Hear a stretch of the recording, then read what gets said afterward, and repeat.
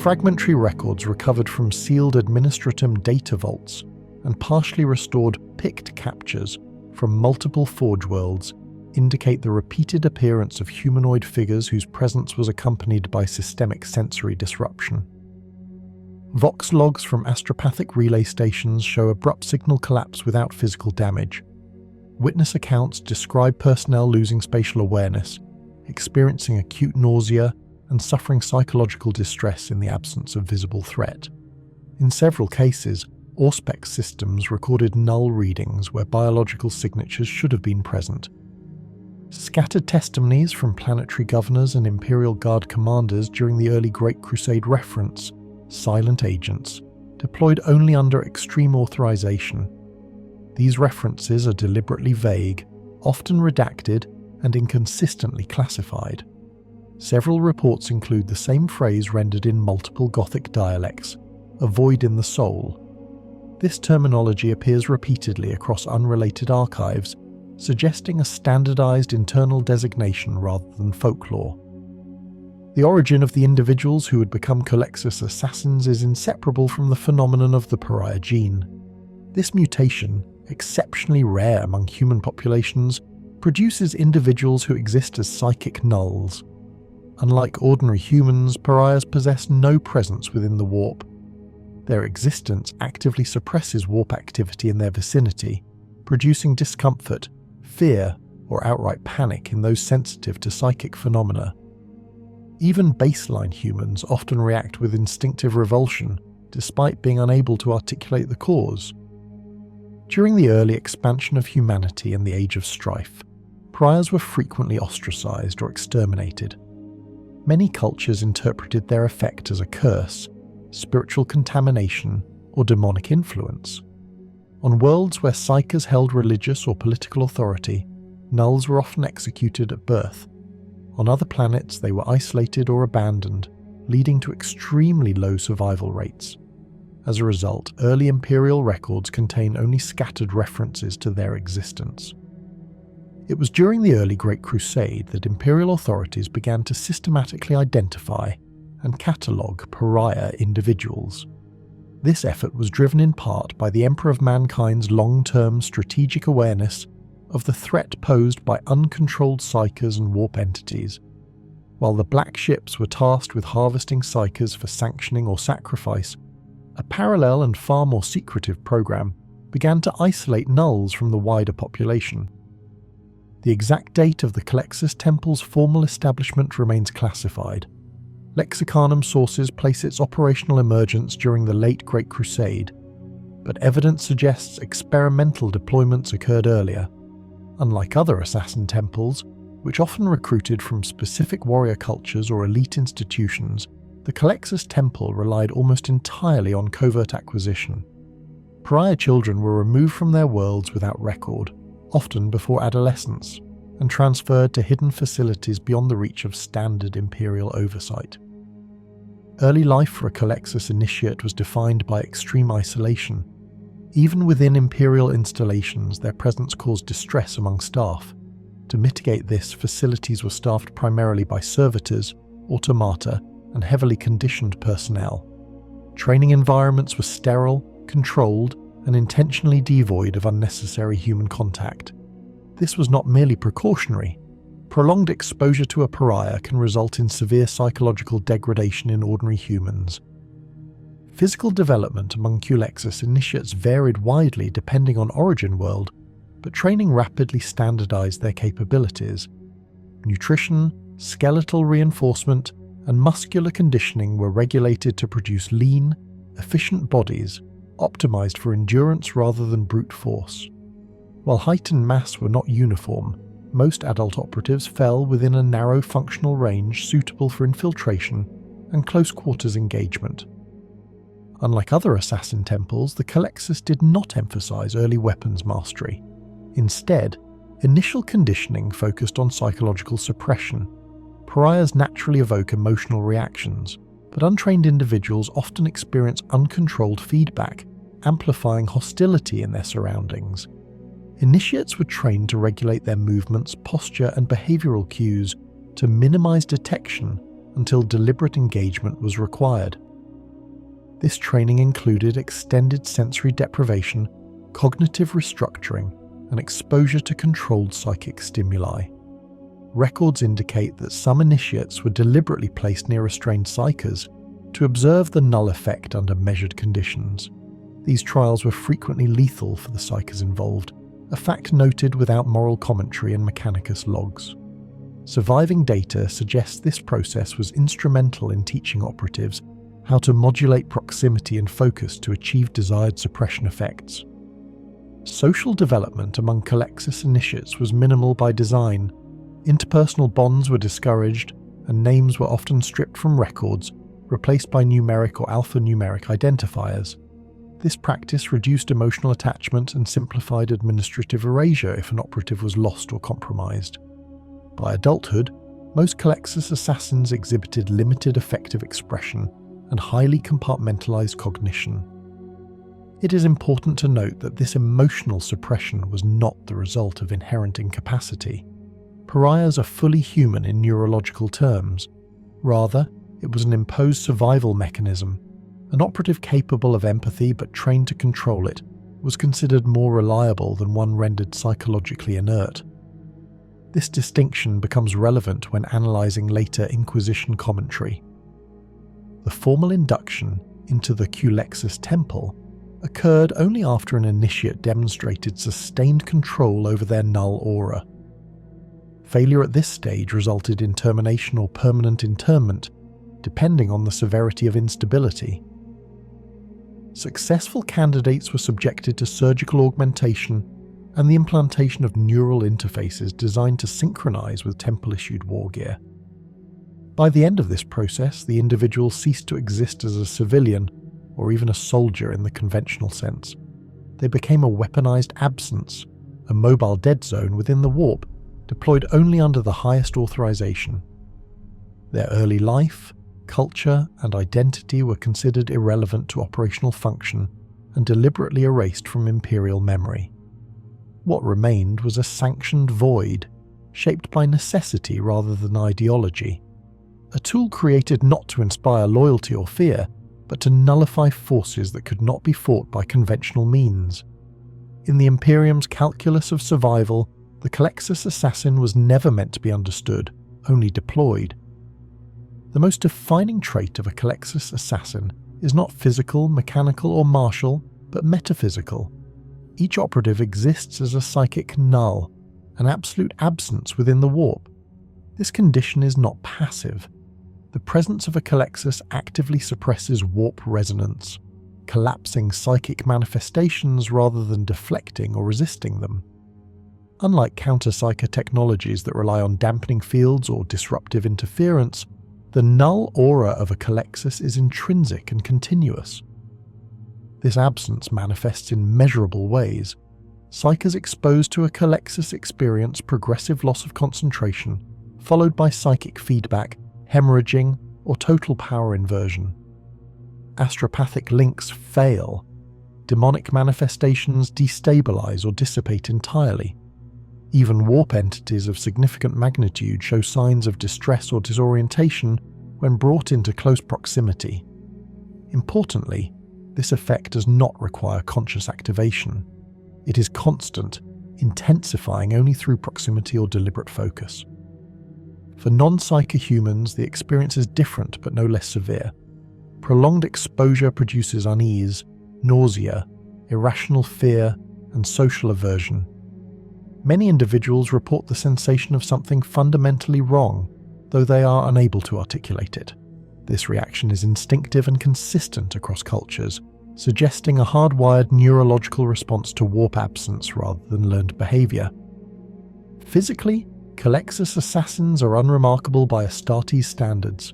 They possess no superhuman strength or size. Their musculature is compact and efficient, optimized for endurance and rapid movement rather than sustained melee combat. Skeletal density is enhanced through augmentation, but not to the extent seen in other assassin temples. This restraint reflects their intended role. A Culexus is not designed to overpower targets physically, but to render them helpless before termination.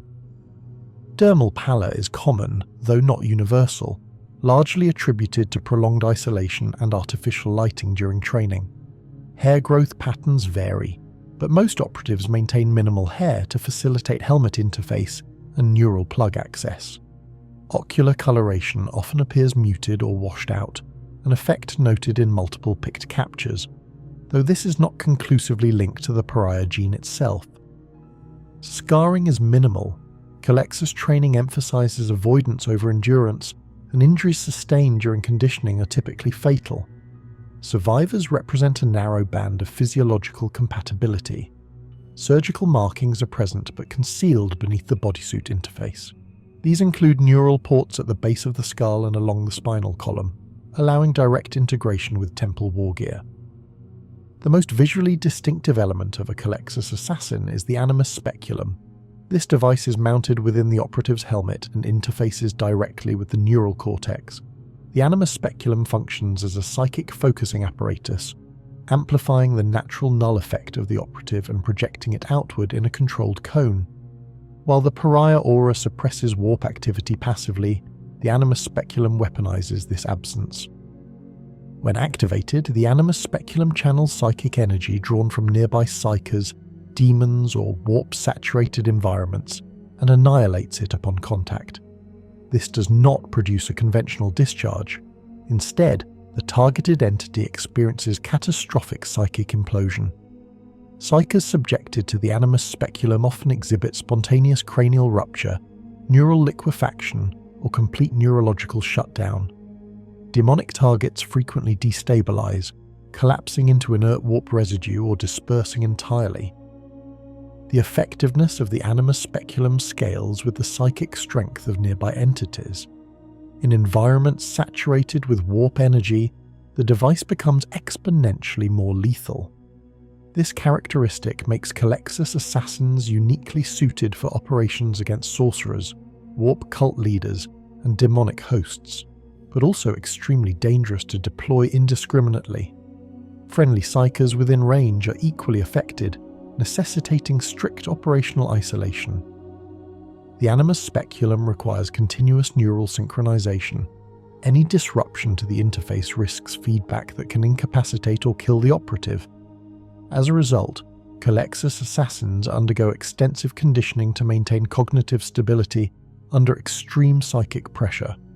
Unlike other assassin temples whose operatives rely on reflexive combat doctrine, Culexus operatives must exercise constant mental discipline during engagement.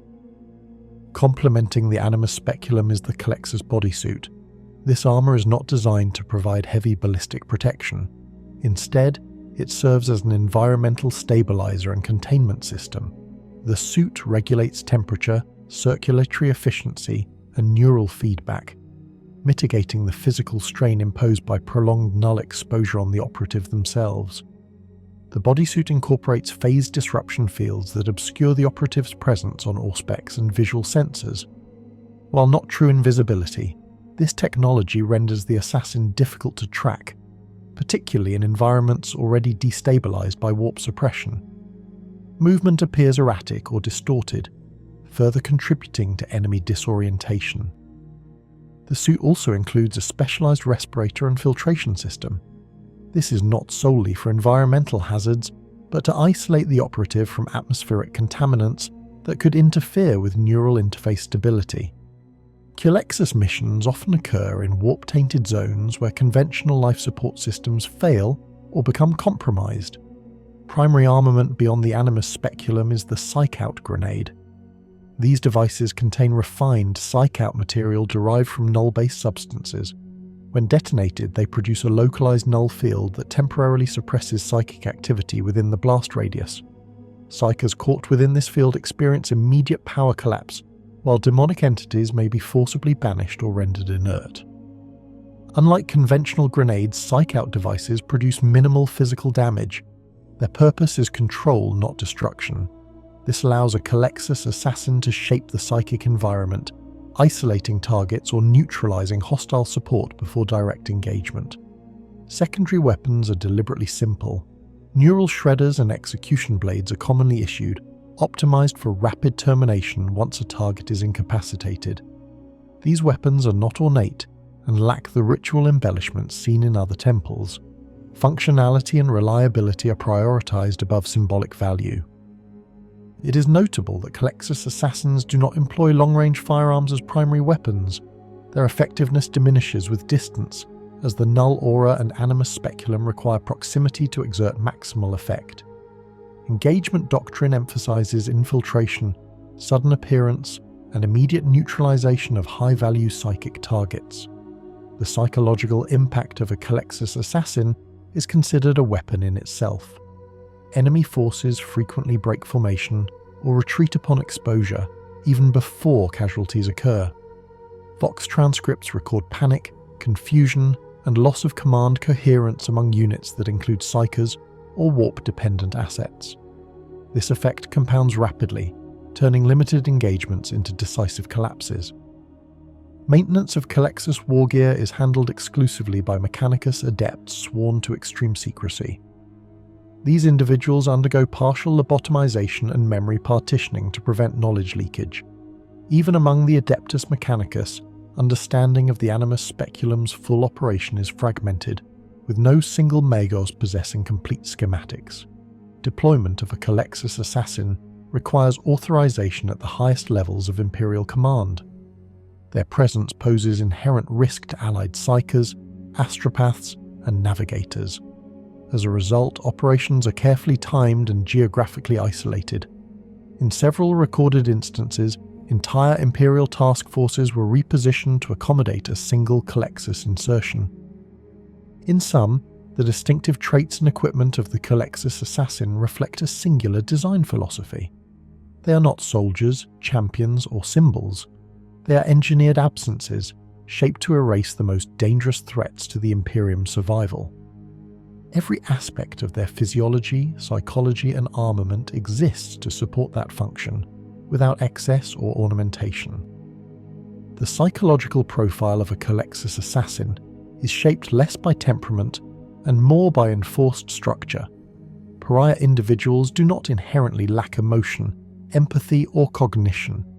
However, the conditions required to train, deploy, and sustain a null operative impose extreme behavioral constraints. Over time, these constraints become internalized, resulting in personalities that appear distant, controlled, and narrowly task-oriented. From early adolescence, Culexus initiates a condition to suppress spontaneous emotional responses. This is not ideological indoctrination, but a practical necessity. Emotional volatility amplifies the disruptive effects of the null aura on surrounding personnel, increasing the likelihood of detection or containment failure. As a result, operatives are trained to maintain a state of cognitive neutrality, characterized by minimal facial expression, regulated breathing, and deliberate movement. This conditioning produces individuals who display exceptional impulse control. Fear, aggression, and hesitation are not eliminated, but compartmentalized. Psychological evaluations recovered from sealed temple records indicate that operatives retain the capacity for abstract reasoning, long-term planning, and moral comprehension. However, these faculties are subordinated to mission parameters and rarely expressed outside operational contexts. Culexus assassins do not form conventional loyalties. They are not indoctrinated into legionary culture, religious devotion, or fraternal bonds. Their allegiance is institutional rather than ideological. They serve the Officio Assassinorum not out of belief, but because their existence has been reduced to that function. Records consistently note an absence of personal ambition, resentment, or pride among active operatives. This absence is cultivated, not innate. Interpersonal interaction is minimal throughout a Culexus assassin's life. When interaction is unavoidable, such as during briefing or extraction, communication is concise and transactional. Vox transcripts show that operatives rarely initiate dialogue and respond only when necessary. This behavior persists even in non-hostile environments, reinforcing the conclusion that social disengagement is permanent rather than situational. It is important to note that this detachment is not equivalent to psychological damage. Inquisition case reviews emphasize that Culexus assassins exhibit high cognitive stability and low rates of operational deviation. Unlike other assassin temples where ideological conflict or personal obsession occasionally compromises missions, recorded failures among Culexus operatives are overwhelmingly attributable to environmental factors or authorization errors rather than individual breakdown. Organizationally, the Culexus Temple exists as one of the most isolated branches within the Officio Assassinorum. While nominally equal to the Vindicare, Calidus, and Eversor temples, the Culexus operates under additional layers of secrecy. Its facilities are compartmentalized to an extreme degree, with restricted access even among senior Officio officials. Command authority over Culexus deployment is deliberately diffuse. No single individual or office retains unilateral control. Authorization typically requires concurrence between the High Lords of Terror, the Officio Assassinorum Command Council, and in many cases the Inquisition. This redundancy reflects the inherent risk associated with deploying a null operative. A Culexus assassin can neutralize existential threats, but their presence can also cripple Imperial operations reliant on psychic support. Within the temple hierarchy, rank distinctions are minimal. Operatives are classified by readiness and specialization rather than seniority. Instruction is delivered through automated systems, recorded doctrine, and Mechanicus managed interfaces. Human oversight is limited and conducted at a distance. This structure reduces the likelihood of compromised command chains and minimizes the social impact of prolonged null exposure on staff. The relationship between the Culexus Temple and the Adeptus Mechanicus is unusually close, though heavily restricted. Mechanicus involvement is primarily technical, focused on maintaining animus specula, neural interfaces, and containment systems. However, even within this collaboration, knowledge is segmented.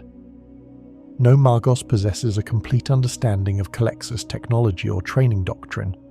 This fragmentation is intentional, ensuring that no external body can replicate or subvert temple capabilities. The Culexus Temple maintains no public-facing identity. Unlike other assassin temples, it produces no propaganda, heraldry, or symbolic representation beyond internal designation. This absence extends to Imperial records, where Culexus involvement is often omitted or attributed to undefined special assets. In many cases, entire campaigns have been retroactively edited to remove any reference to null operatives, preserving plausible deniability.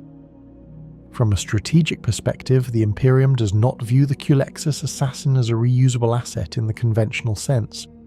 Each deployment is treated as exceptional, justified only when alternative measures are insufficient. This doctrine reflects both the rarity of prior individuals and the irreversible impact their presence can have on allied forces and infrastructure. Final analysis of the Culexus assassin's role within the Imperium reveals a tool born of necessity rather than design preference.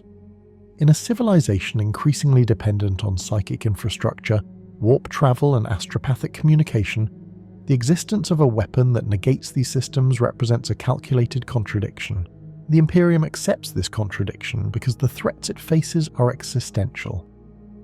Culexus assassins are not intended to win wars, hold territory, or inspire loyalty. Their purpose is surgical and terminal. They exist to eliminate individuals and entities whose continued existence presents unacceptable risk. In this role, they have no peer.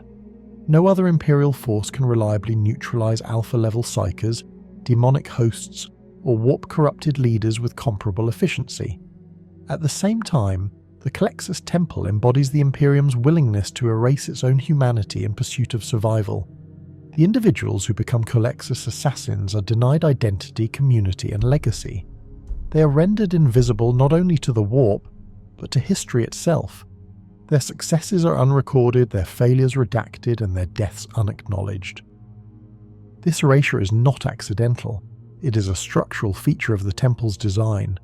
Recognition would imply personhood, and personhood would complicate deployment. By reducing operatives to function alone, the Imperium ensures compliance and minimizes ethical friction. In doing so, it transforms human absence into a strategic asset. In conclusion, The Culexus Assassin represents the Imperium's most extreme response to the psychic threat. Neither hero nor monster, they are an engineered void, deployed where presence itself is a liability. Their personality is defined by control, their allegiance by necessity, and their legacy by silence. Within the vast machinery of Imperial survival, they are the absence that ensures continuation. Administratum records concerning the Culexus Assassins are notable primarily for their absence. Unlike other Officio Assassinorum temples, whose deployments generate measurable logistical footprints, Culexus operations appear in Imperial archives as discontinuities. Campaign records show abrupt changes in enemy command structure, unexplained collapses in psychic coordination, and sudden termination of high-value targets without corresponding force movements. These anomalies are typically annotated as classified irregularities or attributed to undefined special assets. From an Administratum perspective, the Culexus Temple presents a unique accounting problem. Traditional Imperial logistics rely on quantifiable inputs and outputs, troop movements, supply expenditure, munitions usage, and casualty figures. Culexus deployments disrupt this model. Single operator insertions produce effects disproportionate to their material cost, often rendering entire enemy formations inert without prolonged engagement. This asymmetry complicates standard effectiveness metrics. Logistical audits conducted post-conflict frequently identify Culexus involvement indirectly. Indicators include sudden reductions in astropathic traffic originating from enemy territory, the collapse of warp-based coordination among hostile psyker cadres, and the neutralization of daemonic assets without recorded banishment rituals. In some cases, Administratum analysts note entire sectors regaining astropathic clarity following prolonged interference, suggesting the removal of a singular disruptive node rather than broad-scale purification. The Adeptus Administratum classifies Culexus Assassins as strategic null assets. This designation reflects both their function and their administrative treatment. They are not assigned to standing armies or theatres of war. Instead, their deployment is logged as a strategic intervention, often retroactively justified once outcomes are observed. Forward planning documents rarely reference them explicitly, relying instead on oblique language that preserves deniability and limits record propagation. From a resource allocation standpoint, the temple's demands are minimal but highly specialized. Administratum supply manifests indicate negligible consumption of conventional material. No heavy munitions, vehicle fleets, or supply convoys are associated with Culexus activity. Instead, requisitions focus on rare materials, secure transit corridors, and temporary exclusion zones to protect Allied psychic infrastructure from collateral suppression. The necessity of such exclusion zones is a recurring theme in Administratum correspondence. Astropathic choirs, navigators, and sanctioned psykers are acutely vulnerable to null exposure. Consequently, Culexus deployments often require the temporary suspension or rerouting of Imperial communications and warp navigation. These disruptions carry measurable economic and strategic cost, particularly in high-traffic sectors. Administratum risk assessments consistently emphasize that such costs are acceptable only when the target presents existential threat potential. The Adeptus Mechanicus approaches the Culexus Temple from a markedly different analytical framework. Where the Administratum seeks predictability and scalability, the Mechanicus is concerned with singularity and control. To the Martian priesthood, the Culexus Assassin represents a rare convergence of human mutation and engineered interface, producing an effect that no known technology can replicate. Mechanicus impressions, preserved in redacted data scrolls and binaric annotations, describe the pariah gene as a negative space within the warp equation. Unlike psychic activity, which can be amplified, dampened, or redirected through machinery, null presence resists quantification. Attempts to model its effects using noospheric simulation consistently fail beyond close-range parameters. This unpredictability places the Culexus outside conventional Mechanicus classification systems. Despite this, the Mechanicus maintains custodial responsibility for Culexus wargear. This includes the Animus Speculum, neural synchronization arrays, and containment systems integrated into the bodysuit. Maintenance records emphasize stability over innovation. Iterative improvement is deliberately avoided, as even minor deviations in design have produced catastrophic failures during early testing phases. Mechanicus logistical findings highlight the extreme redundancy built into Culexus support systems. Every critical component is backed by multiple failsafes, often operating on independent power and control circuits. This redundancy reflects the understanding that in the event of system failure, recovery is unlikely. A compromised Culexus operative cannot be safely extracted if neural synchronization collapses, particularly in warp-saturated environments. Transportation of Culexus Assassins presents additional logistical challenges. Standard Imperial vessels are not designed to accommodate prolonged null presence. Navigators report disorientation, nausea, and loss of warp perception when sharing confined spaces with a pariah operative. As a result, Culexus transport is often handled via specially modified craft with isolated compartments and automated navigation protocols. Administratum shipping logs reveal that such vessels are frequently misclassified under innocuous designations. Cargo manifests may list inert materials or automated survey equipment. Crew complements are minimal, and in some cases entirely servitor-based. This practice reduces exposure risk and preserves operational secrecy, but complicates post-mission auditing.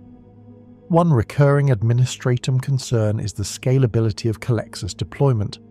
Pariah individuals are exceedingly rare, and attrition cannot be replaced through conventional recruitment.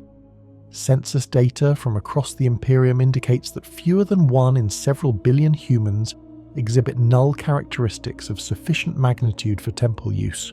Even among these, survivability through training is low. This scarcity informs Administratum analytics regarding force planning. Culexus Assassins are treated as non-renewable strategic resources. Loss projections are conservative, and deployment thresholds are correspondingly high. In several recorded debates among sector command councils, requests for Culexus intervention were denied on the grounds that alternative measures, while less efficient, preserve temple viability. The Mechanicus concurs with this assessment, albeit for different reasons. From a technological standpoint, each Culexus operative represents a unique configuration of biological and mechanical systems. Replication is impossible, and data derived from one subject cannot be reliably applied to another. This individuality undermines standardization, a core Mechanicus principle, and reinforces the need for preservation. Joint Administratum Mechanicus reviews also address the collateral impact of Culexus activity on Imperial infrastructure. Warp routes destabilized by prolonged null exposure may require recalibration. Astropathic relays can suffer residual echo effects, necessitating choir rotation or temporary shutdown. In rare cases, psyker populations on liberated worlds exhibit long-term psychological trauma following exposure, increasing black ship collection rates. These downstream effects are factored into post-operation cost analyses. While the immediate elimination of high-threat targets often justifies Culexus use, the long-term administrative burden is non-trivial. Entire sectors may require reorganization of psychic assets to compensate for disruption. This reality reinforces the temple's status as a measure of last resort. Some Mechanicus annotations speculate cautiously on the potential for controlled null fields independent of human carriers. These entries are heavily redacted and flagged as non-actionable. All recorded attempts to synthesize or artificially induce null effects have failed or produced unstable results. The pariah gene remains the sole reliable source of warp absence, reinforcing the irreplaceable nature of Culexus operatives. Administratum impression summaries frequently describe the Culexus assassin as an accounting anomaly rather than a military asset. Their impact cannot be amortized across campaigns or predicted with statistical confidence. Instead, their value is assessed retrospectively once outcomes are known. This reactive framing contrasts sharply with the proactive planning applied to conventional forces. Despite this discomfort, both institutions acknowledge the strategic necessity of the Culexus Temple. In an Imperium increasingly beset by warp-based threats, the capacity to negate psychic dominance outright is indispensable. Administratum memoranda repeatedly note that without Culexus intervention, several recorded conflicts would have escalated beyond containment thresholds. The Mechanicus, for its part, frames the Temple as a controlled paradox. It is a tool that contradicts the foundational reliance on the warp for navigation, communication, and power projection. Yet its existence safeguards those same systems by eliminating threats that would otherwise overwhelm them. This contradiction is accepted as an operational reality rather than resolved philosophically. In synthesis, Adeptus Administratum and Adeptus Mechanicus impressions converge on a singular conclusion. The Culexus Assassin is not integrated into Imperial logistics. Logistics are bent around their existence. Their deployment reshapes planning assumptions, resource flows, and infrastructural priorities. They are few, costly in indirect terms, and impossible to replace. From an administrative standpoint, the Culexus Temple represents an extreme but necessary inefficiency. From a mechanistic perspective, it is a phenomenon to be contained rather than understood. Together, these views underscore the same truth. The Imperium does not control the Culexus Assassins in the conventional sense. It merely authorizes their release, accepts the consequences, and records the outcome where possible. Direct documentation of Culexus Assassin participation in wars and major conflicts is deliberately fragmented. Unlike other Officio Assassinorum temples, whose interventions are sometimes commemorated in post-conflict summaries, Culexus actions are frequently excised from official histories. As a result, their involvement is most often reconstructed through secondary effects rather than explicit attribution. One of the earliest inferred deployments occurred during the latter stages of the Great Crusade, in compliance actions against human civilizations ruled by powerful psyker elites. Administratum expeditionary logs from this period record several campaigns where planetary leadership collapsed without large-scale engagement. In these instances, astropathic silence preceded the sudden death of ruling figures, followed by rapid surrender or civil breakdown among defending forces. Mechanicus battlefield telemetry recovered from these campaigns shows anomalous psychic flatlines coinciding with target neutralization. Unlike standard anti-psyker measures, there is no evidence of sustained warp turbulence or daemonic backlash. This pattern aligns with later confirmed Culexus operational signatures, though no temple attribution appears in surviving Crusade-era records. During the Horus heresy, references to null operatives become even more heavily obscured. The widespread involvement of warp entities, traitor psykers, and sorcerous warfare would have made Culexus assets strategically valuable.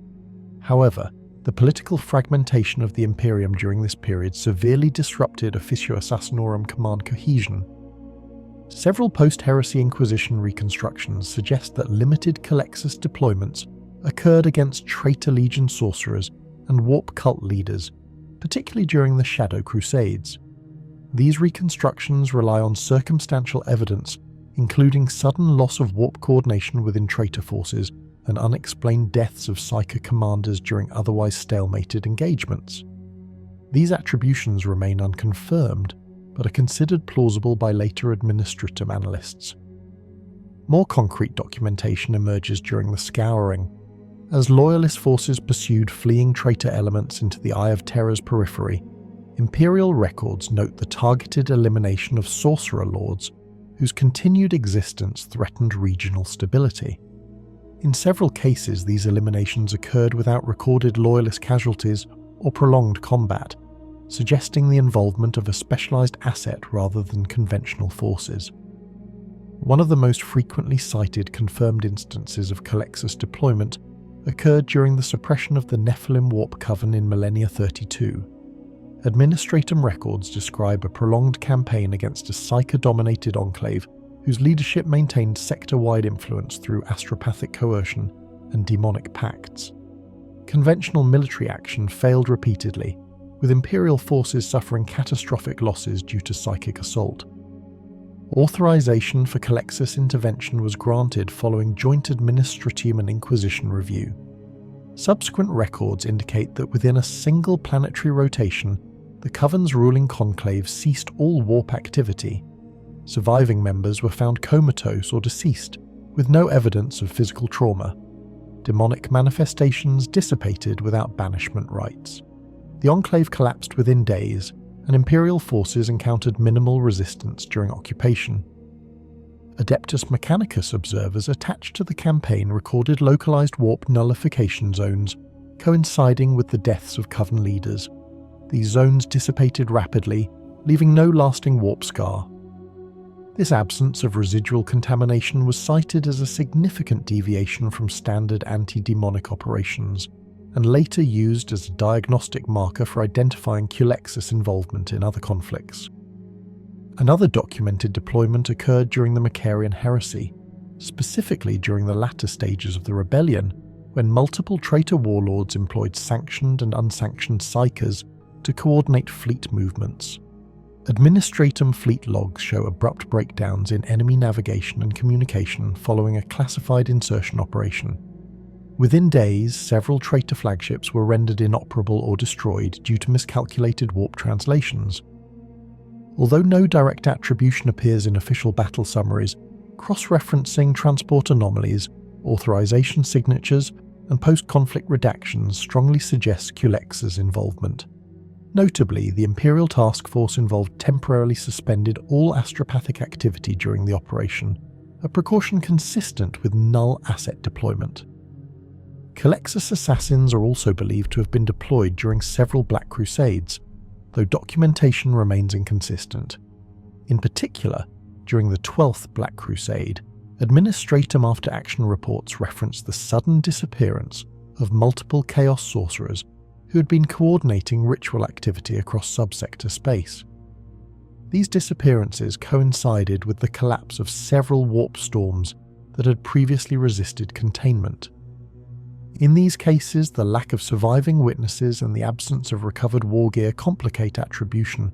However, Mechanicus warp flow analyses indicate a pattern of suppression rather than dispersal. This distinction supports the hypothesis that a null-based intervention occurred rather than conventional counter-ritual action. One of the most thoroughly analysed cases involves the cleansing of the Carthax Rift, a warp-tainted region that had resisted Imperial stabilisation for over 2 centuries. Prior attempts using Grey Knights, Sisters of Silence, and Mechanicus null-field generators achieved only temporary success. Administratum pressure mounted due to the Rift's impact on trade and navigation. Following a sealed High Lord's directive, a single Culexus Assassin was deployed in conjunction with a limited strike force. Records indicate that the assassin was inserted directly into the heart of the Rift's primary cult nexus. Within hours, warp turbulence subsided across the region. Cult leadership was found dead or non-responsive, and demonic activity ceased entirely within 3 standard days. Post-operation analysis emphasized the disproportionate effectiveness of the intervention relative to its scale. However, the report also noted severe collateral disruption. Astropathic networks across 3 neighboring sectors experienced prolonged outages, and multiple navigators required reassignment due to lasting disorientation. These costs were deemed acceptable given the strategic value of rift stabilization. Culexus involvement has also been inferred in conflicts against Xenos factions that employ psychic coordination. During engagements with certain Eldari factions, Administratum battle records note the sudden collapse of enemy foresight and coordination following the loss of key individuals. While direct confirmation is lacking, Mechanicus observers recorded localized warp suppression inconsistent with known Imperial technology. These incidents remain contentious within Imperial analysis circles. Some argue that attributing Xenos failures to Culexus involvement risks overstating Temple reach. Others counter that the strategic value of null assets against non-human psykers would logically necessitate such deployments. No definitive conclusion has been reached, and these cases remain classified as unconfirmed. It is also worth noting conflicts where Culexus deployment was considered but ultimately rejected. Administratum decision logs from several major wars against traitor legions indicate that authorization was withheld due to unacceptable risk to Imperial psyker infrastructure. In these cases, alternative measures were pursued, often at significantly higher cost in personnel and material. These refusals underscore a recurring theme in documented conflicts.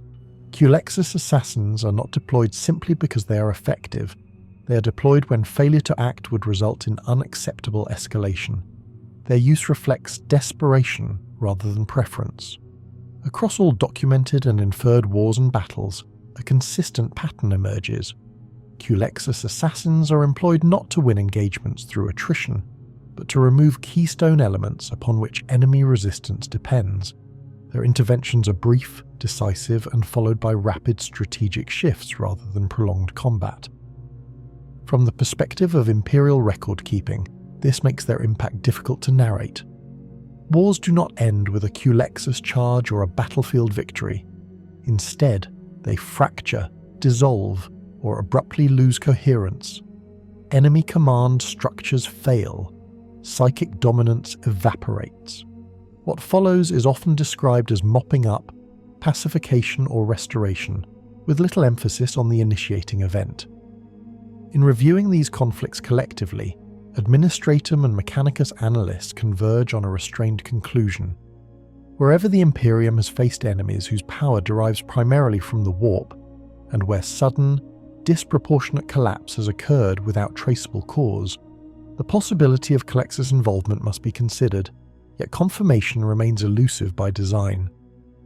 The wars and battles associated with the Culexus Temple are defined as much by what is missing from the record as by what remains. Their victories are measured in absence, of sorcerers, of demons, of warp influence. In Imperial history, such absences are rarely celebrated, but they are often decisive. Administratum, or records that extend beyond the point of Culexus intervention, exhibit a distinctive pattern. Once a null asset has been deployed and withdrawn, subsequent engagements rarely resemble conventional conflict resolution. Instead of decisive, final battles, Administratum logs describe progressive collapse, enemy resistance fragments, command hierarchies dissolve, and remaining forces either surrender, disperse, or engage in disorganized retreat. This pattern appears consistently across human, chaos-aligned, and certain Xenos conflicts, where psychic coordination played a central role. In the immediate aftermath of Culexus involvement, Imperial forces frequently encounter an environment marked by psychic silence. Astropathic channels previously saturated with hostile traffic become inert. Warp phenomena recede without the turbulence typically associated with banishment or ritual countermeasures. From an Administratum standpoint, this creates both opportunity and uncertainty. While the absence of warp interference facilitates occupation and stabilization, it also complicates confirmation of threat neutralization. Battle records from multiple sectors indicate that enemy psyker casualties are often total and irreversible. Unlike conventional engagements where wounded psykers may be captured or rehabilitated, post-Culexus sites yield little recoverable intelligence. Targets are typically deceased, catatonic, or neurologically compromised beyond interrogation. Administratum debriefs consistently note the loss of potential intelligence value as an accepted cost of null deployment. The aftermath phase places significant strain on Imperial command structures. With the primary threat removed, responsibility shifts rapidly from military forces to civil and logistical authorities. Administratum officials are tasked with restoring governance, re-establishing communication networks, and recalibrating supply chains disrupted by prior warp instability. In sectors where Culexus assets were deployed, this transition is often accelerated as resistance collapses faster than projected. However, this acceleration introduces its own risks. Administratum post-action reviews identify several cases where rapid occupation led to administrative overextension. The sudden absence of psychic suppression previously imposed by enemy forces can produce localized unrest, particularly among populations conditioned to psychic dominance. In some instances, vacuum effects emerge, with minor warlords or cult remnants attempting to fill the power void left by eliminated leaders. To mitigate this, Administratum doctrine increasingly emphasizes phased stabilization following Culexus intervention. Rather than immediate consolidation, forces are instructed to conduct prolonged reconnaissance and controlled pacification. This approach reflects the understanding that while Culexus Assassins remove keystone threats, they do not resolve underlying social or ideological fractures. Adeptus Mechanicus analyses of post-conflict environments focus primarily on warp residue and infrastructural integrity. In contrast to conventional anti-daemonic campaigns, areas affected by Culexus activity display minimal residual contamination. Warp flow readings normalize rapidly, often within standard days rather than weeks or months. This phenomenon has been documented repeatedly and is considered one of the Temple's most significant strategic advantages. Mechanicus data archives note that this normalization is not absolute. Subtle aftereffects persist in some locations, including anomalous noospheric dead zones and temporary disruptions to machine spirits accustomed to warp-saturated operation. These effects are transient and do not escalate, distinguishing them from the long-term corruption associated with chaos incursions. The absence of warp scars simplifies Mechanicus reclamation efforts. Forge teams report reduced need for sanctification rites, shortened machine recalibration cycles, and lower servitor attrition rates. From a purely technical standpoint, Culexus-mediated conflict resolution is significantly less costly than alternatives involving massed psychic countermeasures or exterminators-level responses. Despite these advantages, Mechanicus records also emphasize the fragility of Culexus-related outcomes. The null effect is absolute but localized. Once the operative withdraws, the environment returns to baseline rather than adopting a permanent anti-warp state. This necessitates ongoing monitoring to ensure that eliminated threats do not reconstitute through successes or residual cult activity. Administratum summaries frequently include redacted appendices addressing this risk. In several documented cases, the absence of surviving enemy psykers created a false sense of security. Subsequent generations, unburdened by visible warp domination, were able to reorganize covertly. These failures are attributed not to the Culexus intervention itself, but to insufficient long-term governance. One instructive example appears in post-conflict records from the Helican subsector. Following the elimination of a chaos-aligned psyker conclave through classified means, Imperial authorities observed rapid stabilization, trade routes reopened, and astropathic reliability improved dramatically. However, within 2 centuries, suppressed cult activity re-emerged, exploiting the administrative complacency that followed the initial success. Mechanicus audits of this case emphasize that while the Culexus asset performed as intended, the Imperium failed to capitalize on the window of stability created. This analysis reinforces the prevailing doctrine that Culexus assassins are enablers, not solutions. Their role is to create conditions under which conventional Imperial control can be reasserted. In broader strategic terms, Administratum analysts categorize wars involving Culexus intervention as asymmetrical resolutions. These conflicts do not conclude with formal surrender treaties or decisive fleet actions. Instead, they end through systemic failure of enemy capacity. This complicates historical classification and statistical modeling, as outcomes cannot be easily compared to traditional campaigns. This ambiguity is reflected in record-keeping practices. Many wars influenced by Culexus involvement are officially listed as resolved through attrition, internal collapse, or unexplained leadership loss. The true cause is preserved only in sealed cross-references accessible to senior officials. This compartmentalization preserves secrecy but hinders institutional learning, a concern raised repeatedly in internal Administratum correspondence. The Adeptus Mechanicus approaches final analysis from a different angle. For the Mechanicus, Culexus interventions represent empirical proof that warp negation is possible without catastrophic backlash. This challenges long-standing assumptions about the inevitability of warp reliance. However, the Mechanicus is equally aware that the pariah gene cannot be manufactured or reliably replicated. As a result, Mechanicus' final assessments frame the Culexus Temple as a finite resource. Each operative is a singular convergence of biology and machinery. Losses cannot be replaced on any meaningful timescale. This scarcity informs Mechanicus recommendations to restrict deployment to scenarios where technological solutions are demonstrably insufficient. Joint Administratum Mechanicus councils reviewing war aftermaths consistently return to this constraint. While Culexus interventions produce clean outcomes in tactical terms, their strategic utility is limited by availability. Over-reliance would risk depleting a resource that cannot be regenerated, leaving the Imperium vulnerable to future psychic escalation. Another recurring theme in final analyses is the ethical detachment inherent in Culexus-mediated warfare. Administratum records note that conflicts resolved through null intervention lack the symbolic closure of conventional victories. There are no captured standards, no public executions of enemy leaders, and no visible triumph. For populations accustomed to overt displays of imperial dominance, this can complicate legitimization efforts.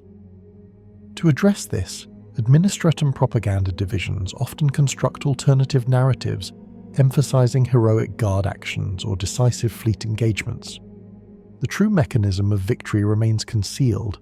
This practice reinforces the invisibility of the Culexus Temple while maintaining public confidence in imperial institutions. From a systemic perspective, both the Administratum and the Mechanicus converge on a shared conclusion regarding the aftermath of Culexus involvement.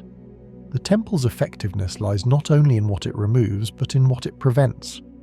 By eliminating psyker keystones and warp focal points, Culexus Assassins avert escalation pathways that would otherwise demand exponentially greater resources.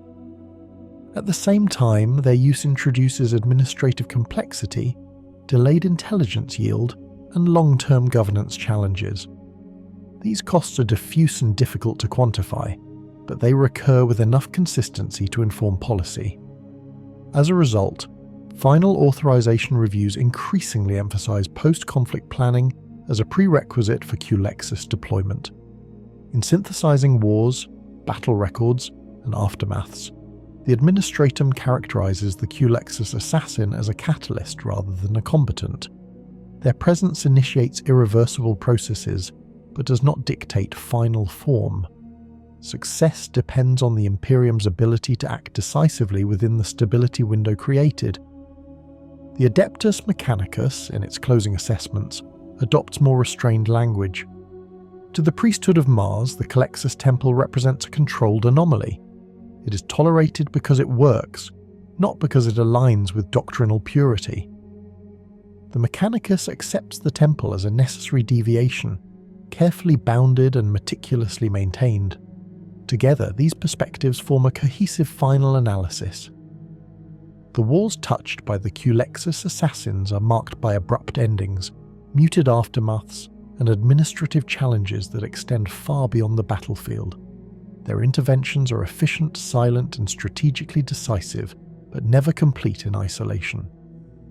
In the final judgment of imperial bureaucracy, the Culexus Temple is neither an instrument of conquest nor a solution to war itself. It is a means of removing impossibility from the equation. Once that impossibility is gone, the burden returns to the Imperium to govern, rebuild, and endure.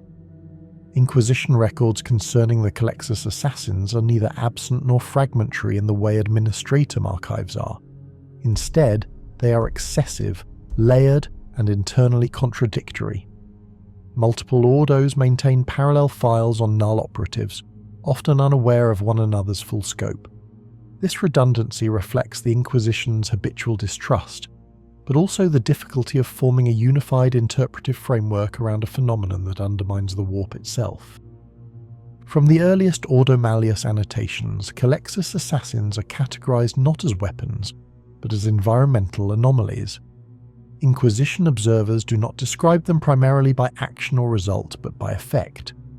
Reports emphasize distortions in perception, breakdowns in predictive modeling, and failures of divinatory foresight when a Culexus asset is present or anticipated. This inability to forecast outcomes is treated as a critical concern. Standard inquisitorial methodology relies heavily on warp-mediated intelligence. Astropathic verification, sanctioned divination, and controlled scrying form the backbone of threat assessment. In the presence of a Culexus assassin, these tools degrade or fail entirely. Ordo Malleus analysts note that even attempting to observe a null operative indirectly produces informational blind spots, where expected data simply does not resolve. This absence is not limited to psychic means. Several inquisitors report difficulty recalling specific details after reviewing Culexus-related footage or transcripts. These accounts do not describe memory loss, but rather an inability to fix attention on the subject. Details slip away upon review, requiring repeated examination to retain even basic contextual information. Whether this effect is neurological, psychological, or metaphysical remains unresolved. Direct observation logs compiled by Ordo Hereticus Attachés present similar findings. In controlled environments, Culexus operatives appear indistinct even when visually present. Observers note that their gaze tends to slide past the subject, focusing instead on surrounding objects. This effect persists despite conscious effort and mechanical recording. Servo skull footage often captures the operative clearly, yet human witnesses consistently fail to describe them with precision. The Inquisition does not classify this phenomenon as cloaking or stealth in the conventional sense. Auspex and pick devices function normally. Instead, the effect appears to arise from the interaction between null presence and human perception. Ordo Xenos researchers have compared this to documented encounters with certain non-human entities whose presence disrupts cognitive prioritization rather than sensory input. One recurring observation concerns the emotional response elicited by Culexus Assassins among Inquisition personnel themselves. Unlike baseline Imperial subjects, Inquisitors are extensively conditioned against fear, revulsion, and psychic intimidation. Nevertheless, reports describe discomfort, irritation, and a desire to terminate interaction prematurely when in proximity to a null operative. These reactions are subdued but persistent, suggesting that training mitigates but does not negate the effect. Inquisition case studies emphasize that this reaction is not fear in the traditional sense. It lacks the adrenaline response associated with threat perception. Instead, it manifests as aversion without stimulus, a compulsion to disengage without rational justification. Several inquisitors describe the sensation as administrative urgency, an urge to conclude proceedings efficiently and move on. This behavioral distortion has practical consequences. In one sealed Ordo Malleus review, an inquisitor acknowledged prematurely closing an investigation involving a suspected warp cult after Culexus deployment neutralized its leadership. Subsequent re-emergence of cult remnants forced re-evaluation. The Inquisitor attributed the oversight to an unconscious desire to disengage following null exposure, rather than analytical failure. Unexplainable findings emerge most clearly in encounters involving demonic entities. Ordo Malleus combat logs document instances where demons exhibit responses inconsistent with known banishment patterns when exposed to Culexus operatives. Rather than resisting, retreating, or engaging violently, some entities appear confused, disoriented, or non-responsive. In rare cases, demons have reportedly attempted to flee from null presence before physical engagement occurred. One sealed transcript describes a bound warp entity refusing to manifest fully when a Culexus assassin was brought within proximity, despite containment wards remaining intact. The entity exhibited signs of structural instability before dissolving without invocation of banishment rites. The observing Inquisitor noted that the demon did not react with hostility, but with apparent distress. Such behavior challenges established Ordo Malleus doctrine, which assumes demons respond to threat with aggression or deception. The Culexus effect appears to bypass these behavioral frameworks entirely.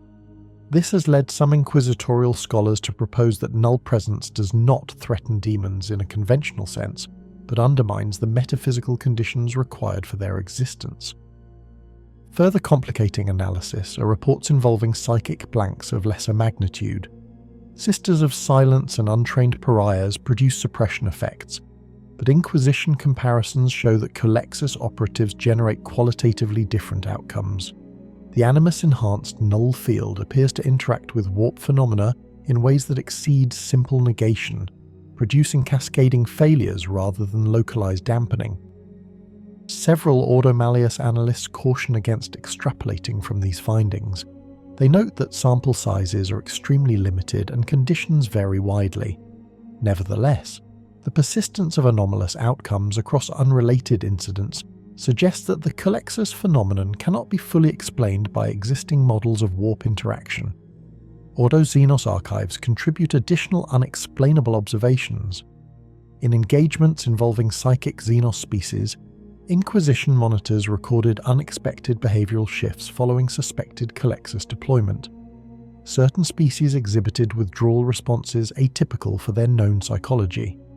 In one case, an Elder Seer reportedly abandoned a fortified position without apparent provocation, despite tactical advantage. These incidents remain classified as unconfirmed correlations. Ordo Xenos analysts emphasize the danger of attributing Xenos behavior to Imperial assets without direct evidence. However, they also acknowledge that warp-sensitive species may perceive null presence differently, potentially identifying it as existential threat rather than tactical obstacle.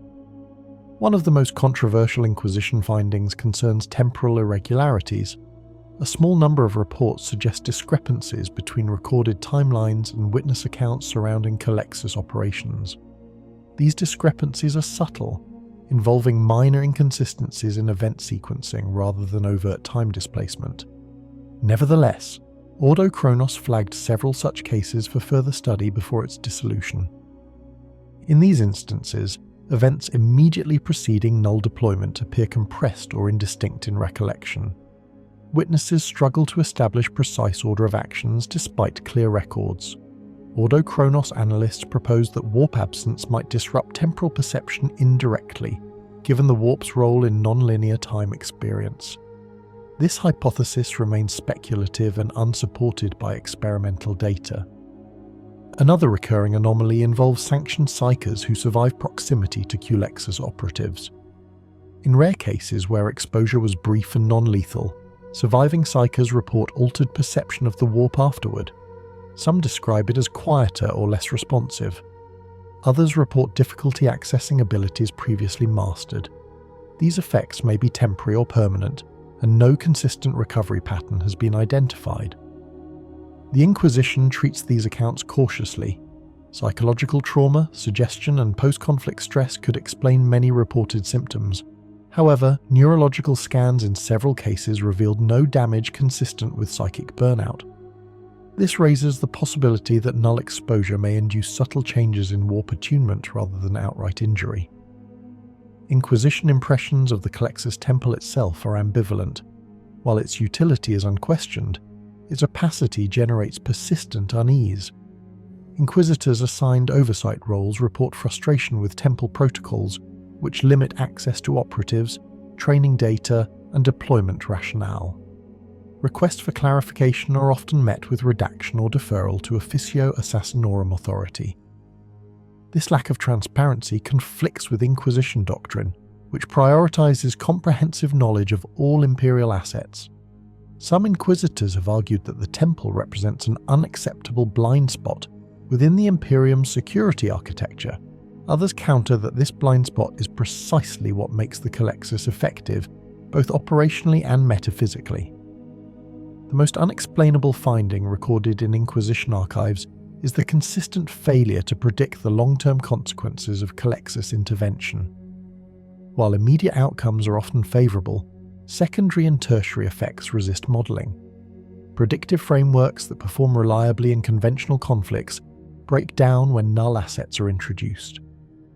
This unpredictability is not attributed to randomness. Rather, inquisitorial analysts suggest that the removal of warp-influenced actors destabilizes systems that evolved around psychic interaction. The resulting realignment follows patterns that are not yet understood. This introduces strategic uncertainty that must be managed rather than eliminated. In summary, Inquisition impressions of the Culexus Assassins are defined by paradox. They are among the most effective tools available for combating warp-based threats. Yet their presence erodes the very methodologies used to assess and control those threats. Observations are clear in effect but unclear in mechanism. Findings are repeatable yet resistant to explanation. From the Inquisition's perspective, the Culexus Assassin is not merely a weapon deployed against the warp. It is an intrusion into the epistemological framework by which the Imperium understands reality. Where the warp provides excess, the Culexus introduces absence. Where divination seeks clarity, null presence creates blind spots. These characteristics render the Culexus Temple both indispensable and unsettling. It operates at the edge of Imperial comprehension, producing results that cannot be fully interpreted by those who authorize its use. For the Inquisition, tasked with knowing all threats, this limitation is deeply problematic. Yet, as multiple sealed conclave notes conclude, ignorance does not equate to danger when managed correctly. The Culexus Assassins are dangerous not because they defy understanding, but because they remove familiar reference points. The Inquisition's role, therefore, is not to explain the null, but to contain its consequences. Under several classifications maintained within Ordo Hereticus and Ordo Malleus data vaults, the Culexus Temple is repeatedly associated with irregular archival behaviour. Files concerning individual operatives often lack consistent chronological anchors, contain contradictory witness accounts, or display abrupt discontinuities in data density. These irregularities are not unique to the Officio Assassinorum as a whole, but they are most pronounced in records associated with the Culexus discipline. Inquisition cross-referencing protocols note that this degradation is not solely the result of intentional redaction. In numerous cases, it appears to arise from the cognitive and metaphysical side effects experienced by observers attempting to record or recall encounters with pariah-class entities. Several sealed dossiers indicate that even trained Inquisition scribes and sanctioned savants demonstrate measurable lapses in recall when transcribing proximity reports. These lapses manifest as incomplete sentences, inconsistent temporal sequencing, and involuntary substitutions of neutral descriptors where specific sensory detail would normally be expected. This phenomenon has been catalogued as a secondary pariah effect, wherein the null aura of a Culexus operative disrupts not only psychic processes, but also higher-order cognitive structuring in baseline humans. While the Mechanicus attributes this to localized empiric suppression fields interacting unpredictably with neural bioelectrical activity, the Inquisition has not adopted a single explanatory model. One recurring anomaly concerns the absence of conventional emotional markers in eyewitness statements. Even when describing extreme violence or mass casualties linked to Culexus deployments, witnesses often produce reports devoid of panic language, stress indicators, or emotive emphasis. Instead, the language is flat, procedural, and detached, resembling Administratum casualty logs rather than first-hand testimony. Post-interrogation psychological assessments suggest that this emotional flattening is not deliberate suppression, but an involuntary response to prolonged exposure to the operative's null field. In several cases, this effect persisted for days after extraction, gradually diminishing once the subject was isolated from all pariah-grade influences. Documented encounters between Culexus operatives and high-level psykers constitute the most heavily sealed segment of Inquisition archives. Reports drawn from Ordo Malleus strike forces describe engagements in which demonic manifestations destabilized or collapsed entirely upon the operative's approach, sometimes without direct physical interaction.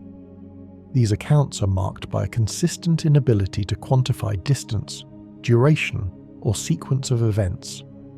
Temporal markers frequently degrade into relative statements such as before proximity, during presence, or after withdrawal, rather than fixed chronometric values. The Inquisition acknowledges that these distortions complicate any attempt at precise tactical reconstruction. Several sealed reports concern encounters between Culexus operatives and sanctioned psykers of the Imperium itself. These incidents are not framed as disciplinary actions, but as unavoidable operational interactions during joint deployments. In such cases, sanctioned psykers report acute distress, loss of concentration, and in some instances complete collapse of psychic discipline. Notably, astropathic choirs exposed to a Culexus operative, even indirectly, demonstrate a measurable reduction in signal coherence for extended periods. This has led to standing Inquisition advisories requiring strict spatial and temporal separation between Culexus assets and Imperial psychic infrastructure, except under extreme necessity. Anomalous data clusters also appear in reports involving non-human psykers. Eldar seer cadres encountering Culexus operatives exhibit reactions described as disproportionate when compared to equivalent threats. Inquisition analysts note descriptions of visible disorientation, retreat without engagement, or immediate termination of divinatory rituals. While the exact metaphysical basis remains speculative, several Ordo Xenos scholars propose that the ancient psychic sensitivities of the Eldar render them especially vulnerable to pariah field disruption.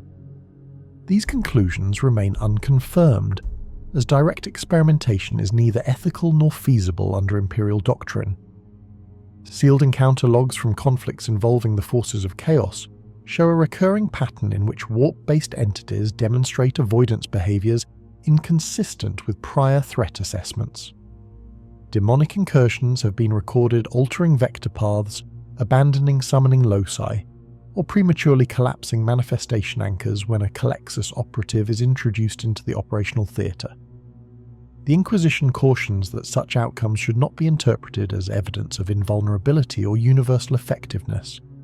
In multiple recorded instances, operatives were required to withdraw after achieving only partial suppression, particularly when confronted with layered ritual constructs or massed warp saturation zones.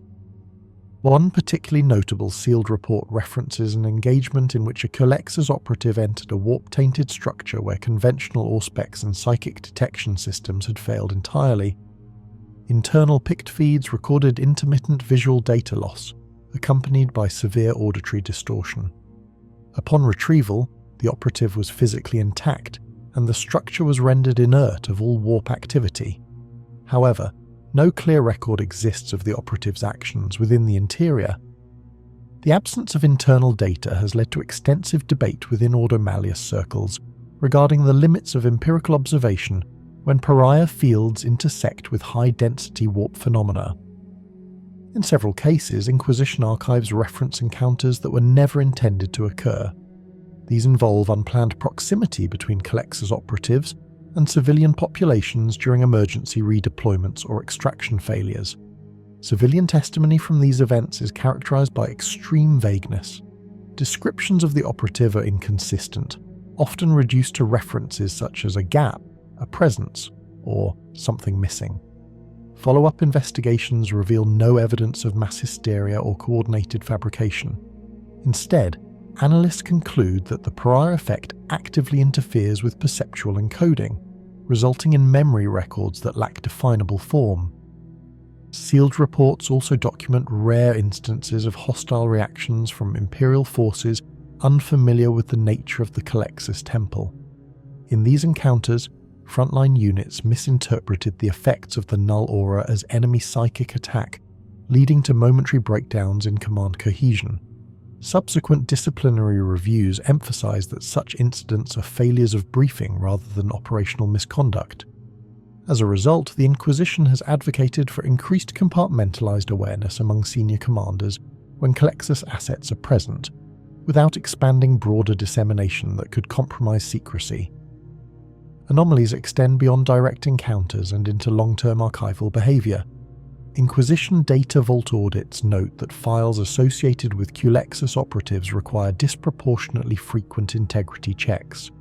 Digital corruption, data drift, and checksum mismatches occur at rates exceeding baseline expectations, even within Mechanicus maintained systems. While some Magi attribute this to mundane technical factors amplified by restricted access cycles, others quietly speculate about low-level empiric interference affecting data storage itself.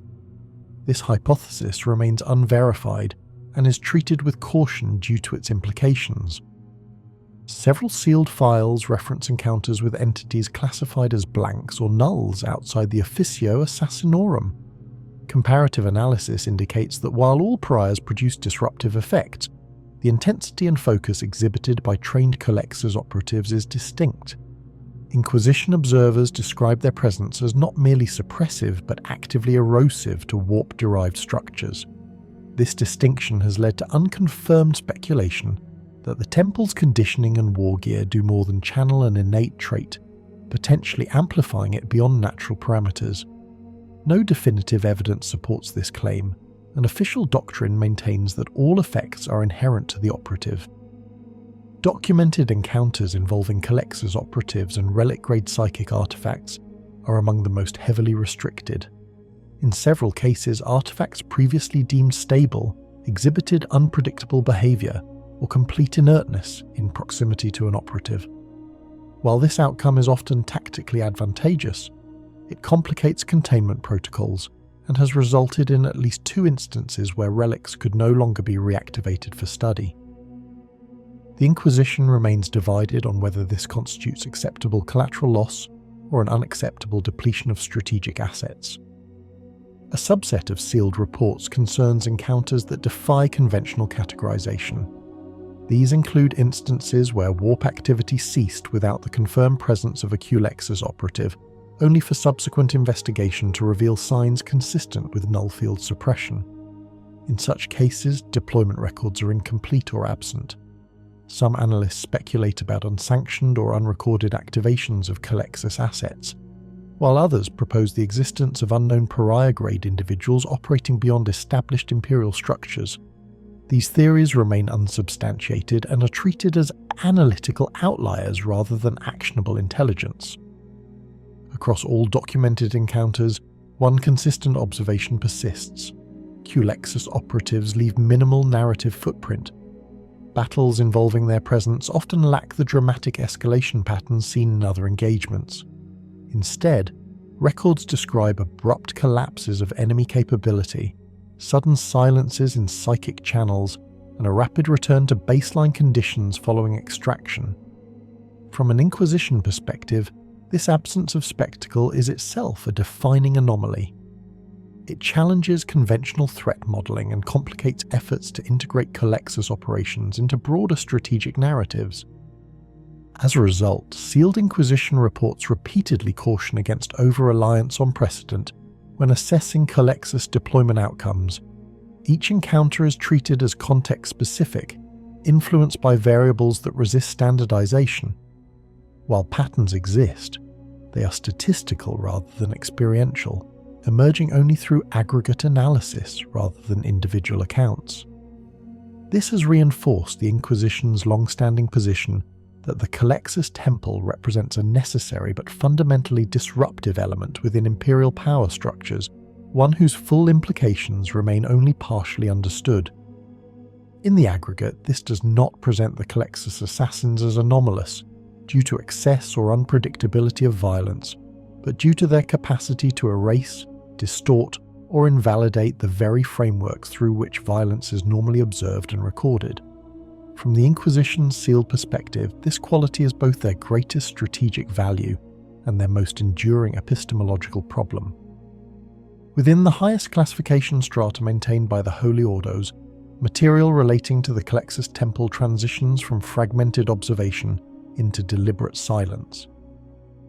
At this level, the absence of information is not a byproduct of corruption or pariah interference alone, but an intentional structural feature of Inquisition record-keeping. Classified files concerning the Culexus Assassins are designed to minimize internal coherence. Cross-references are deliberately incomplete, authorship is frequently anonymized, and chronological continuity is often broken into isolated data cells. This methodology reflects a rare consensus among the Ordos that excessive clarity regarding the Culexus Temple constitutes a strategic liability rather than an asset. The most restricted files do not attempt to catalogue individual operatives in any meaningful biographical sense. Instead, they focus on operational thresholds, failure tolerances, and risk envelopes. Even here, quantitative precision is limited. Many figures are expressed as ranges rather than fixed values, and causal relationships are framed probabilistically rather than deterministically. Inquisition analysts acknowledge that this is not due to insufficient data collection. Rather, it reflects the recognition that the presence of a pariah operative undermines the reliability of empirical certainty itself, particularly when warp interaction is involved. Several classified documents address the question of control. Unlike other branches of the Officio Assassinorum, the Culexus Temple is not discussed primarily in terms of loyalty, indoctrination, or ideological alignment. Instead, the focus is placed on containment and predictability. Files emphasize that Culexus operatives are loyal in the narrow operational sense, adhering to command structures and mission parameters with documented consistency. However, they are also described as inherently destabilizing to Imperial systems that rely on psychic mediation, symbolic authority, or ritualized command structures. This duality forms the core concern of high-level Inquisition oversight. One recurring classified assessment notes that the Culexus Temple cannot be meaningfully integrated into long-term strategic planning frameworks. While their tactical effectiveness is undisputed in specific scenarios, their deployment produces cascading secondary effects that are difficult to model. These include disruptions to astropathic coordination, morale degradation among allied psykers, and the degradation of ritualized command environments common within certain Imperial institutions. As a result, classified doctrine positions the Culexus Temple as a reactive instrument rather than a proactive one, reserved for circumstances where conventional escalation paths have already failed or been deemed unacceptable. Several sealed files explore the long-term metaphysical implications of sustained pariah deployment. While no official conclusion is reached, analysts raise concerns regarding cumulative effects on local warp conditions. In regions with repeated Culexus activity, records suggest subtle alterations in psychic background noise, manifesting as reduced warp turbulence, but also diminished astropathic clarity. Whether these effects are temporary or represent a form of localized empiric scarring remains unresolved. The Inquisition has neither confirmed nor denied the existence of such zones, and no formal designation has been applied. Classified encounter summaries involving the Inquisition itself are among the most tightly controlled. These include rare instances where Culexus operatives were deployed in proximity to Inquisitors of significant psychic capability. Reports from such encounters are notably restrained in tone, avoiding descriptive language in favor of procedural notation. Several documents acknowledge that even experienced Inquisitors report difficulty maintaining focus or authority in the operative's presence. While no incidents of overt insubordination are recorded, these encounters reinforce the prevailing view that Culexus assets must remain strictly compartmentalized from inquisitorial command environments whenever possible. The question of moral and doctrinal justification appears repeatedly in final classification tiers. Unlike debates surrounding exterminatus or mass conscription, discussions of the Culexus Temple rarely invoke imperial necessity in abstract terms. Instead, they frame the temple as an unavoidable contradiction within imperial ideology. The Imperium depends upon the warp for communication, navigation, and spiritual legitimacy, yet simultaneously empowers agents whose existence negates the warp's influence. Classified commentaries do not attempt to resolve this contradiction. They merely note that the survival of the Imperium has historically required the coexistence of mutually exclusive principles. Several documents speculate cautiously and without endorsement on whether the Culexus Temple represents a transitional adaptation rather than a permanent institution. These files question whether the increasing prevalence of psychic threats necessitates tools that fundamentally oppose the warp, or whether reliance on pariah operatives indicates a deeper systemic vulnerability. Such speculation is carefully bracketed as non-actionable analysis. No recommendation is made to expand or reduce the Temple's role based on these considerations alone. In the most restricted appendices, attention shifts away from operational utility and toward epistemological concern. Analysts note that the Culexus Assassins challenge the foundational assumption that all threats can be understood, categorized, and countered through accumulation of knowledge. Their effectiveness arises not from superior information, but from the erasure of certain informational domains altogether. From this perspective, the Temple is described not merely as a weapon, but as a negation of conventional intelligence paradigms.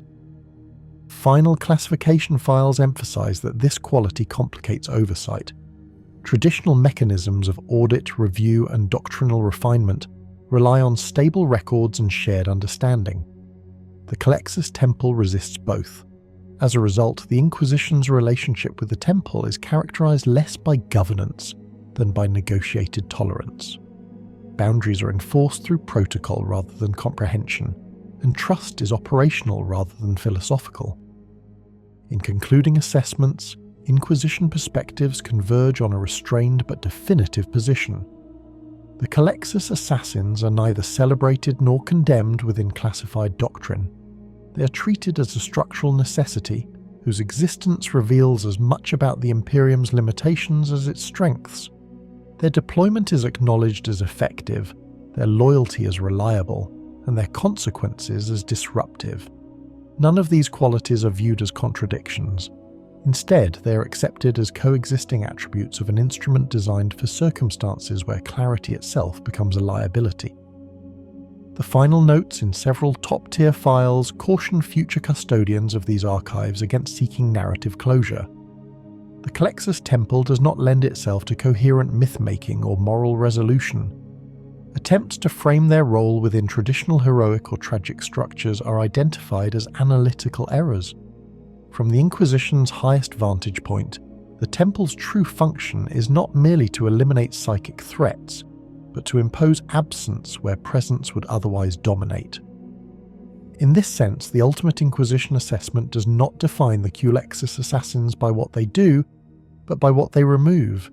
They erase warp influence, destabilize certainty, and undermine systems built upon psychic assumption. Classified doctrine concludes that as long as the Imperium remains dependent on the warp, it will also require agents capable of denying it. This dependency is neither resolved nor reconciled. It is simply managed, one sealed file at a time.